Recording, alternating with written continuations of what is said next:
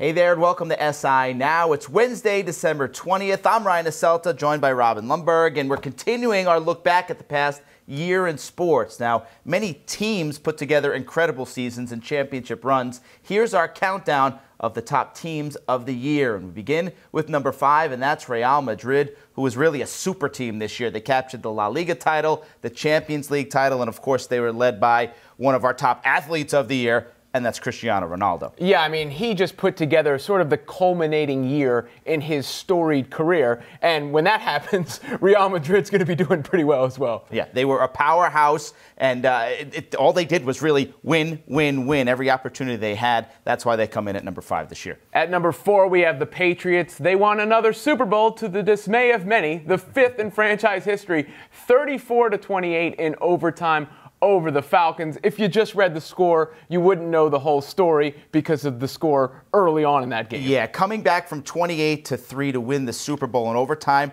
In other years and other teams probably would have been a bit higher on this list, but because they're the Patriots, because we've seen this before, because it's Belichick, Brady, and their 5th title, they fall in at number 4, I think. They've reached the status where nothing surprises you. Yeah. And they're in this rarefied air where people are always looking to predict the downfall of stuff. And I won't do it with certain people and teams, including the Patriots, because I don't need to be first. You know, when it's there, it'll happen. I don't need to be the one who called it. Yeah, we'll all know when it happens. Clemson comes in at number 3, their national title win over Alabama, the first for the school since 1981. And now they're back in this college football playoff as the number 1 overall team. This was the opposite. Clemson knocked off the big bad Bama, captured the hearts of college football nation. I think there's teams that kind of hate on Alabama like they hate on the Patriots. Saban, Belichick, comparisons there. But the year belonged to Deshaun Watson and the Tigers. Yeah, a lot of people talked about Alabama winning last year like it was a fait accompli, and that did not happen, of course, thanks to Deshaun Watson. But he's not there anymore, and they're right back where they were. So a really good all-around year for Clemson. At number 2, the Golden State Warriors. I mean, they could be number 1, but some people thought, yeah, they just did what they should. Defeating the Cavs in 5 games to win the NBA title. Of course, the 2nd title in 3 years after adding Kevin Durant. Yeah, and it was just that. It may have been too easy for this to be the team of the year. The way they ran through the season, they add Kevin Durant, and when you add Kevin Durant to that roster, you're supposed to win, right? And they made it look pretty easy in the finals, too. 5 games over LeBron and the Cavs gets them the number 2 spot. I think justifiably so. And they could be there once again this year, coming in 2018. You know, they do a lot of things in a commendable fashion. Share the basketball, move without the basketball. Of course, they shoot it from almost anywhere on the court. But they're basically a cheat code. And they've sort of changed the standards by which every other team is measured. Because sometimes it's almost not fair, right? You say, oh, this is a great team, but they can't beat the Warriors. And they've become the measuring stick of all teams in sports. Yeah, it's tough being good these days. You don't get as much respect, I guess, if you're expected to win year on and year out. A team that wasn't expected to win comes in at number 1 on the list, and that's the Houston Astros, which makes them our adrenaline performer, presented by Toyota. Let's go places. The Astros were 101-61 on the season with a plus 196 run differential. Of course, they won 2 consecutive Game 7 series to nab their first World Series win. First World Series in franchise history. They do it in 7 games over the Dodgers. And what goes in the story, upon the story here, what happened to the city of Houston, what the Astros did to rejuvenate the comeback of that city. They really captured the heart of baseball fans and really sports fans around the country. Great team, great story. And how was Sports Illustrated not going to put the Astros at number 1 after it was called on the cover? Very famously. So once again, the top 5. At number 1, we've got the Astros. At number 2, the Warriors. At number 3, Clemson. Number 4 is the Patriots. And number 5, Real Madrid. I have a feeling we'll look back at some of these teams as all-time greats, just like we do with John Elway's 90s Broncos. I recently sat down with Denver's Hall of Fame running back, Terrell Davis. I'm here with former NFL running back, Hall of Famer, Terrell Davis. And, we're going to get to your ring in a second because you can't miss it. He's here courtesy of K Jewelers. That's a nice ring. But your Georgia Bulldogs are in the college football playoff. They got Oklahoma. How do you think they're going to do? They're going to win, of course, man. They're going to win this game. Listen, Georgia's defense right now is probably playing the best in college football. The running game came to life in that Auburn game. I think their quarterback from has been playing like he's a senior. So I feel good about Georgia's chances. They're playing in the Rose Bowl. I live in California, so it's a chance for me to go up the road to see my team play. So I'm excited about it. We'll be there. The dogs will be there. The fans will be there. We'll root them on. But I'm excited for them to have this opportunity, really, because they've been fighting hard for many years, and we haven't put ourselves in a position to be playing for a national title. And so this is good for the school. Hopefully they can win this game and then be in the title game. Your other former team not doing as well. Broncos struggling just a bit, and they've had a rotation of quarterbacks, and 3 on the roster. They've all started. Do you think that the quarterback of the future is in-house for them? I don't. I don't. I've seen those quarterbacks, and I saw Trevor Siemian play, and like him as a quarterback, but I don't think Trevor is a starting quarterback. You look at Paxton Lynch, and I just haven't seen Paxton develop to where he should be at this point in his career. And of course, they brought Brock back to Denver, and of course, we had a chance to see him not only in Houston but in Cleveland. So I don't think Brock's the answer either. So I don't think the quarterback that they're of the future is in house. But with that said, I think they can be successful with one of these quarterbacks in Denver. But they have to build more pieces around them. When we talk about rings in Denver, I think of you and John Elway. Why do you think Elway struggled to bring in a quarterback? I think it's hard for anybody, especially if you can't control it. As the tough thing about an executive is he doesn't play. He's trying to grab somebody and get a player to be in a position to play well, but he can't go out there and throw a football. So, and it's always tough because you look at players and you assume they can do what you can do. So if you're John Elway, you go draft a Paxton Lynch, you think, okay, Paxton, I've drafted you. I see some things that I like. I see some things that, remind me of me. But at the end of the day, it's somebody else doing it. And it's always a tough position to be in. I remember watching John in one of his first games as a GM, watch the team. And I watched him closely as he's watching the game in the box. And you could tell he wasn't comfortable because its stage was already set. He already got the pieces. He already put the guys on the field. Now he was sort of helpless in what he can do and how he can help the team. So that's never a good position to be in if you're a GM, especially if you're a great player. Now, one of the undercurrents of the NFL season has been Colin Kaepernick's story, of course, not being on a team. A lot of people have linked him to Denver. Why do you think Elway hasn't considered him? I don't know at this point, because I know I think a year ago they tried to trade for him. And I think there was some compensation issues about reducing the salary, and that didn't work out. I would say it's probably a little bit of what's happening, what's surrounding Kaepernick right now. It's just, I don't think a lot of teams want to deal with that. And that's an honest assessment of it. So, yeah, I think that's part of it. And then you have to sort of weigh it. Is the risk of bringing Colin Kaepernick in for any team, is it worth the reward? And I think a lot of teams figured out at the end of the day that it's not worth it. And so they just decide to go in a different direction. Do you think, do you buy into the collusion aspect of it, that the NFL as a whole trying not to have him in the league? The collusion part, I don't know enough about that to say yes or no. But it appears that it might be something to that. I don't know if owners called and say, hey, don't sign him. I don't know if that actually went on. I think just what I said about weighing the risk of bringing him in and if you think it was worth it or not. So if that's the case where they just felt like it wasn't enough upside to bringing him in, then that's what it is. But whether owners called each other and say, hey, nobody signed Colin Kaepernick, I can't say that's the case. Now let's go back to your performance on the field, part of the 2,000-yard club, a rare accomplishment. Do you think anyone else will ever get there again? Do you think we'll ever see another 2,000-yard run? Yeah, we will.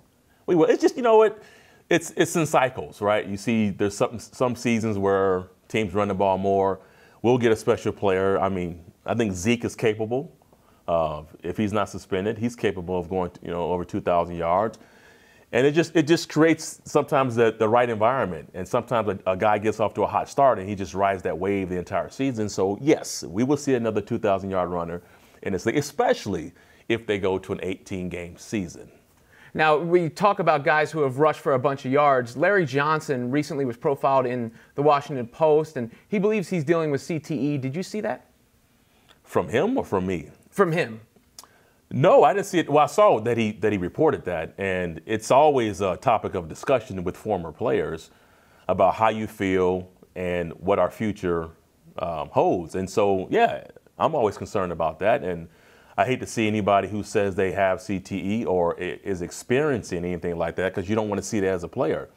So, you know, I'd have to take what he's saying as those are facts. If he feels that way, then that's the way he feels. But for me, I'm fortunate right now that I feel well. I feel like everything is functioning properly, and hopefully I can stay this way because I have a family, I have kids, and I have a wife. And so I hope long term that I'm still healthy and I can function and have my faculties there. So yeah, but it's always in the back of your mind as a player, because the game, you know, we played the game when the rules were a little different and how they assess concussions. So I think we have a little concern about that. But I try not to think about it, try to keep my mind active and just try to look forward versus trying to look back. Well, we'll obviously hope the best for you as well. What do you think of the players who come out and say stuff like the game has gotten too soft? What do you make of that? Yeah, see, that's the problem I have is you can't have it both ways. You can't say, you can't fuss about a Thursday game, being 4 days after the Sunday game, and then say the NFL doesn't care about our safety.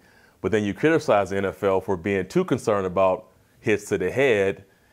So it's like, which one do you want? For me, I appreciate the NFL for what they're doing is trying to protect players, whether it's concussions, taking players out of the game, taking the helmet away from them, whether it's penalizing players for going, hitting defensive players or going head hunting. I'm all for that. I'm all for the safety of the game. I don't believe the game is watered down just because you're trying to make it safer. It's still football. It's still a collision sport. They're just taking out the unnecessary violence in the game, and I appreciate that. Now let's talk about Kay Jewelers a little bit. I know you're here as part of what they're doing with the Ring of Excellence for the Pro Football Hall of Fame. Yeah, Kay Jewelers is the #1 jewelry store in America. It's the official jewelry store of the Pro Football Hall of Fame, as you can see, which is a phenomenal thing, man. So this holiday season, man, go out there. You can go out and go to Kay Jewelers stores or go to Kay.com to go find that special gift for this time of the season. Now, what do you do with your Super Bowl ring? Do you wear it? Do you keep it somewhere? What do you do with it? So when I first got them, I didn't wear them at all. Matter of fact, I just put them away. It rings plural. Yeah, it rings. I just put them away, and then as time went on, as the game was getting further and further away, for some reason, I'm like, I've got to break them back out. And then when I started looking at them, and they were in my office, it makes me smile when I see them because there's a lot of memories that are tied to those rings. And I was doing myself really kind of a disservice by putting them in a drawer. And so now I'm able to look at those rings and really reflect on how we got those rings, the journey, all that stuff comes to mind. And then obviously you get this beautiful ring right here. And this is, you can't get no better than this, man, right? So I've been rocking this one a lot more than I have the Super Bowl rings. I've worn this one. I've had this ring probably 3 or 4 weeks, and I've worn this thing 9 or 10 times. Like this thing, it stays on. It stays on often. Thank you, the Hall of Famer Terrell Davis. Appreciate your time.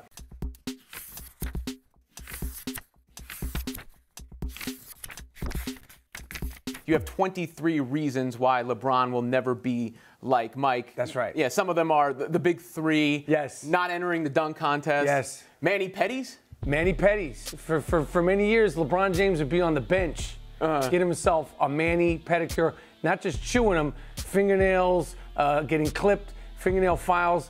That seems a little petty. You seems like a mani petty. You ain't never gonna be like Mike, giving yourself a mani petty on the bench. It's the NBA bench. Absorb the game. It's not a beauty bar in downtown Akron. All right, get this. I already think LeBron is better than Jordan. LeBron's already been to the finals more than Jordan. Yes. I know your retort is going to be. He keeps losing. Yeah, he's lost. Yeah. But Jordan lost 3 times in the first round. LeBron never has. Jordan was. So is it better to lose before the finals than in the finals? Yes. It's better to lose before the finals than in the finals. And we're talking about a different NBA. Yeah. We're talking about when there was a rite of passage. Listen, I'm not going to sit here and say that LeBron James isn't great, but he's not Jordan. And he had to learn. The biggest thing I think that LeBron lacks that Jordan has is he had to learn or sort of put on this killer instinct. LeBron has more game-winning shots in the playoffs than Jordan on a better percentage. And he's probably played in more games, right? Okay, he has more points in the playoffs than Jordan on fewer shots. And but has he played in more games? How many games have they played in? He has played in more games. What's the amount? Shows, but is it like how much is the amount? Because you got a lot of stats. Yeah, but I don't stat check. I gut check. But if his playoff points are higher on fewer shots, why does the number of games matter played? Wait, say that again? You're like doing geometry at me, man. I'm hitting you with the advanced. No, but give me the numbers though. He has more playoff points on fewer. He has more playoff points on fewer field goal attempts. Okay. So does the games played matter if Jordan was taking more shots anyway in the games he did play? Yes. The game. Wait, you're really confused. Say it again. The game. You're like this is why I don't stat check. Let's move past. Because I need graphs and stuff like that. How about I won't make it into that. How about impact on a team? When LeBron was with the Cavs, they were winning. When he left, they went on the longest losing streak in history. Actually, their percentage fell more than the year Jordan, Pippen, Rodman, and Phil Jackson all left the Bulls. They had the worst record while he was gone. The Heat go to 4 straight finals. As soon as he's back, they're back to 3 straight finals. LeBron is an incredible player. He's not Michael Jordan. He'll never be Michael Jordan. Michael Jordan, what are the stats on Michael Jordan? Because you seem like you got a lot of stats. I mean, look, the most important stat is you're going to say 6 rings. That's the only one. 6 rings, MVP, best defensive player. He's Michael Jordan. He never even went to a Game 7 in the finals. He cut your throat. Blood spilling before there was even a chance to win. That's the Jordan argument I always hear, and I always hear about. You don't need many. It's the only argument I need, Sean. Yes. When you're talking about the clutch and killer instinct, aside from the push off on Byron Russell for the winner in Game 6 against Utah, and the shot over Craig Elo, name me a specific other game winner or big shot from Michael Jordan. Some of the times he passed the ball because there's so much attention. Kerr, Paxson. Exactly. I break down 23 reasons why LeBron will never be like Mike. And the majority of them have less to do with his off-the-court stuff than his on-the-court stuff. And the biggest thing with LeBron is that the killer instinct and the sort of branding of himself. But, you're getting on me about stats. Killer instinct is an abstract notion. It's an abstract notion, but we know what it is. We know that. And who's to say that you think that LeBron's better than Kobe? Yes, absolutely. I don't think that's a conversation. Why? What argument is there for Kobe aside from rings? That's the only argument. But when you say, what does it, but aside from But he played rings, with Prime Shaq for the first 3 years of his championship. And LeBron played, when did he win his first ring? He disrupted, and that disruption of the big 3 going to Miami will leave the NBA in shambles. So why are you blaming him for that? Is that the same thing that Durant did? Durant went to a 73-win team, the best team of all time. And who laid the foundation for that? He laid the foundation for this big 3 AAUification of the NBA. That's all LeBron. The Celtics with Garnett, Pierce, and Ray Allen, they were in the league 12 years or 13 years. Very good past their primes. Not when they were together. No, they were 12 years into the league, not 5 years. But that's why he had to go to Miami. He didn't have to go to Miami. This AAUification banana boat of the NBA is going to be a problem, and I guarantee you, within the next 10 years, and LeBron will be retired. Who knows? Maybe he's not. One interesting thing, LeBron. Every single player we've talked about, every single player we mentioned right here, and every single player and every single athlete, whether it's Lance Armstrong, Sammy Sosa, or Mark McGwire, everybody's got injured. But for some strange reason, LeBron James has never sat out because of an injury. Even Lance Armstrong had injuries, and he was using some funny stuff. And I don't want any player to get injured. The only time LeBron James ever sat out was when he first went to Cleveland to take some rest. And he went from Cleveland to Miami during those 2 weeks. Then he came back stronger, bigger, stronger than ever. And he was fantastic. I would love to know what he did during that rest, because when I rest for 2 weeks, I get fat and all that stuff. LeBron James rests for 2 weeks, he comes back like Superman. Jay-Z has often referred to himself as the Mike Jordan of the mic recording. And with Hove's 444 having him back like Jordan wearing the 4.5, it got me thinking about other NBA rap parallels. I could start with George Mikan as Grandmaster Flash, or Earl Monroe, Walt Frazier, and Willis Reed as Run DMC. But with apologies to the Bill Russells, Wilt Chamberlains, and Kareem Abdul-Jabbars of the world, I'll begin in earnest with Larry Bird and Magic Johnson as Biggie and Pac, a bi-coastal rivalry that elevated the game. Next up, the Bad Boy Pistons as the Wu-Tang Clan, a collective that was nothing to mess with.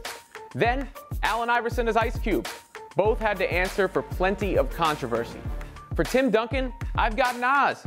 Quiet legends sometimes overlooked. Shaq is Eminem, as dominant as anyone in their respective primes. For Kobe, Lil Wayne, nothing if not prolific. Dirk is Outkast, a different style with great results. For LeBron, we've got Kanye, an all-around force analyzed from all angles. Finally, we get Steph Curry as Drake, a winning new routine facing critique. And of course, we know he has plenty of help. And Russell Westbrook as Kendrick Lamar. After all, K-Dot said it himself. That wraps it up. Let me know what I've missed in the comments below and what you think since you've clicked on the link. Sorry. Robin Lundberg here with the front office's Jeremy Woo. We all know about the top prospects, Marvin Bagley, DeAndre Ayton, and others, but what about some of the players who have raised their stocks so far this college hoop season? We're going to go over 4 risers courtesy of Jeremy. So Jeremy, who is rising up the draft board? Definitely. Well, I think the first guy we're going to talk about is Trae Young from Oklahoma, who was an All-American coming out of high school, but came in with a little bit less fanfare. You know, I think guards who score are, I think, a little bit more dime a dozen, but he has proven to, you know, have shattered that mold. You know, he's scoring at a really efficient rate, taking a ton of shots, you know, making a lot of plays for an Oklahoma team that's sort of not, you know, not that much talent around him. So he's really elevated that team. And if you look at the way he's scoring, you know, he'll come off the screen, catch it. You know, he can make those tough body control shots. I think the question is just with his, you know, he's not the greatest athlete, and I think he knows it. You know, he's very reliant on his craft. You know, how much separation will he be able to get from NBA defenders? I think that's going to be sort of the key for him. But there's a lot to like, and he's a fun guy to watch, too. Who's the next player that's rising up your list? Yeah, absolutely. Well, Mikal Bridges from Villanova, I think, is a guy who is catching a lot of eyes, turning a lot of heads. I think he's become, you know, the guy for Villanova, really, the go-to guy, him and Jalen Brunson. You know, he had a great game at the Jimmy V Classic here in New York against Gonzaga. A lot of scouts were there. I was there.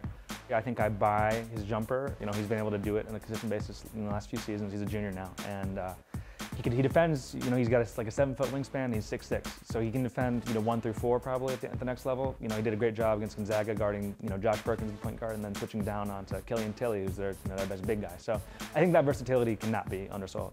Speaking of wings, another wing on your list next. Yeah, absolutely. Kevin Knox from Kentucky, I think, has emerged as Kentucky's best prospect. You know, every year they have, you know, 5 or 6 guys. They've got to have one though that's like flying up the draft right. board. So it's, you know, was it going to be Knox or was it going to be Hamidou Diallo? I think Knox is the more interesting NBA prospect. He's become a guy who I think is now a small forward. It wasn't clear coming out of high school whether he'd be a 4 or stuck between positions, but he's shooting the 3 really well. You know, he needs to get tougher. He needs to find ways to involve himself in the game when he's not scoring.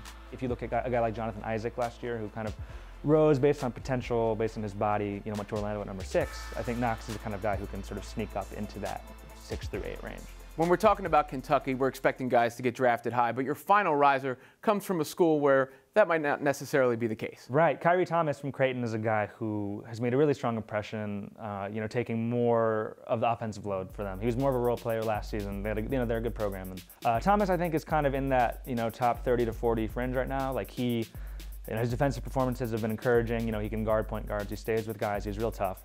You know, he's the kind of guy who can fit into a lot of teams. And I think that has value, especially if you're a good team sort of at the back of the first round, you know, trying to maybe round out your backcourt. He's a guy you might look at. So you know, he's not a lock to go in the first round, but I think if he continues on this trajectory, it's going to be hard to ignore the 3-point shooting and the defense. There you have it, the guys rising up NBA draft boards, courtesy of Jeremy Woo. For all your NBA draft needs, make sure you check out the front office.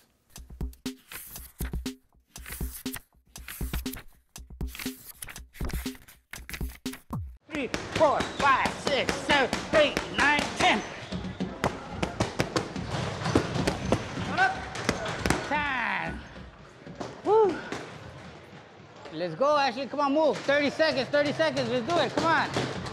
She hits like a mule, believe it or not. So I feel it all the time. She's not sweet in the ring. She's already knocked out a couple of girls. So she's getting the job done, slowly but surely, you know. What is that, good? Can't mess up that pretty face because quinceañera's coming up. So you know what to do. All right, you guys. HBO's 15, a quinceañera story, 4 documentary shorts, premieres on 4 straight nights, December 19th through 22nd, and is a collection of profiles, including one of Ashley Lopez. That one airs December 21st, who joins me now, along with the film's director, Matthew O'Neill. And Ashley, there's a really sweet moment in this documentary where you are getting your dress together and you're walking around in this big pink poofy dress, and your mom, as you're leaving a store, goes to the clerk. She's got a fight coming up, you know, and somebody else mentioned it's the first boxing themed quinceañera they've done. You're talking about bloodying an opponent while wearing this dress. Did that, you know, stand out to you? Did you realize that that was going on, that sort of juxtaposition? At first, no, because I was just trying to be myself and not be any different. But I didn't realize that I was so different than what most girls are expected to be.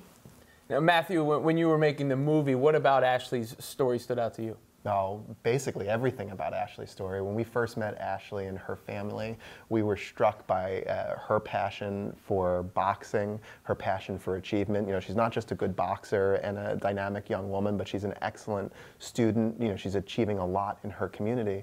And the love that is so evident in her family and in the film. Yeah, I mean, speaking of that love, I mean, your mom is selling tacos to help finance this quinceañera, and that just comes across on the screen immediately. That's part of what you're talking about? Absolutely, right? I would say that you guys collaborated and worked hard together to make sure the quinceañera could happen. Yeah, the whole family came together and really supported me to make the quinceañera happen. Now, you're talking about your family as well. There's mention of your father you don't really know that well because he was deported. And there's the story of your trainer who, I think it's fair to say, took on a little bit of a role as a father figure for you. Margarito hasn't been deported yet, but he is currently going to court. And every time he goes, he gets closer and closer to being deported. So it's very hard, because it's like going through the same thing over again. And I feel that when you create a bond with someone, that connection hurts a lot, like, to get broken. Well, what would you say that he passed on to you in boxing that has been a life lesson for you? No, just to not give up on what you believe in, but to cherish every moment, even on the good days or the bad days. Sometimes I remember I would cry and I'll be like, oh, I'm not good enough, like, that's it.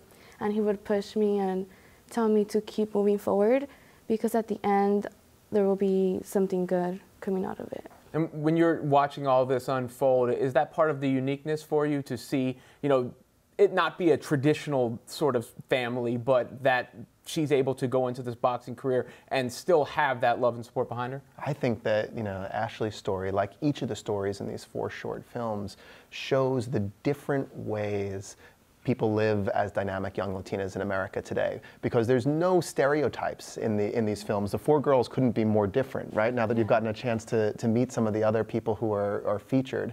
And so Ashley's story of athletic accomplishment and athletic drive and her tenacity was part of what attracted us to her story and what she's doing. And each of the girls have their own type of tenacity and passion that plays out in the stories. Now, where are you with boxing right now?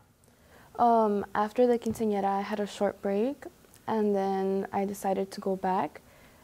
And currently, I'm still training, but they closed the gym down until next year. So right now, I'm just conditioned till next year. So you sort of have to train yourself at this moment, is basically what you're saying? Just stay in shape, not like lose condition or anything. Now, were you we touched on this a little bit earlier, but have you ever heard of anyone else training for boxing while preparing for their quinceañera? No, this is the first time that's ever happened. I think Ashley may have been the first quinceañera to wear boxing shoes at her quinceañera for sure. But that's more comfortable, right? It was very comfortable. Yeah, I mean, I wish I could wear athletic sneakers to all sort of formal events. That'd be nice. Well, I really appreciated watching your story. It was very touching. And good luck to you in all your future endeavors. Thank you very much.